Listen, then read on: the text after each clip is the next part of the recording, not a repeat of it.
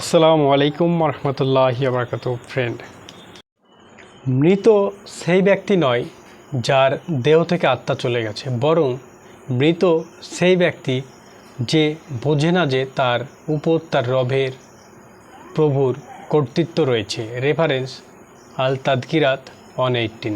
বর্তমান সময়ে মানুষের মধ্যে এমন একটা পয়জন ঢুকে গেছে, বা যেটা প্রাচীনকাল তথা পৃথিবী সৃষ্টির সময় থেকে মানব সমাজের মধ্যে হয়ে আসছে, যেটা হচ্ছে ক্ষমতা বা পাওয়ার। এই জিনিসটা আসলে কি?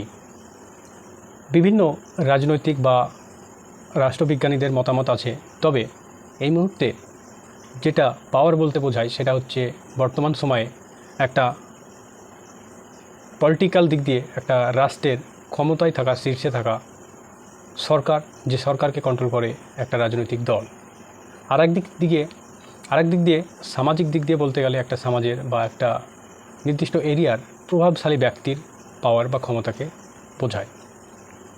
আসলে আমরা এই পাওয়ার বা ক্ষমতার থাকার জন্য আমরা বর্তমানে একে অপরকে নানা রকম দোষারোপ, গালিগালাজ, অপবাদ, এমনকি বিভিন্ন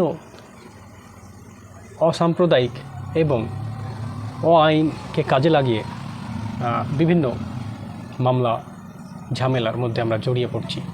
মেন ফ্যাক্ট যেটা, সেটা হচ্ছে আমাদের পাওয়ার বা ক্ষমতায় থাকার জন্য এই যে মানুষের প্রচেষ্টা, যার মাধ্যমে সমস্যা তৈরি হচ্ছে একটা রাষ্ট্রের মধ্যে, একটা সমাজের মধ্যে দ্বন্দ্ব, একটা পরিবারের মধ্যে দ্বন্দ্ব, এবং সর্বশেষ মানুষের উন্নয়ন না ঘটার একটা প্রচেষ্টা।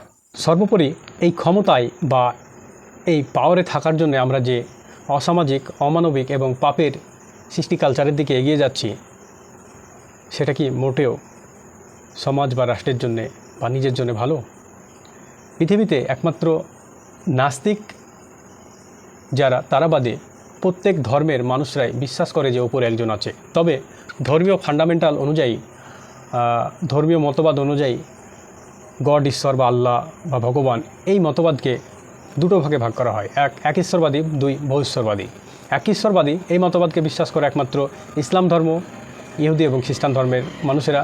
অন্যদিকে বহিশ্বরবাদী এই মতবাদকে বিশ্বাস করে একমাত্র সনাতনী তথা হিন্দু ধর্মের লোকেরা।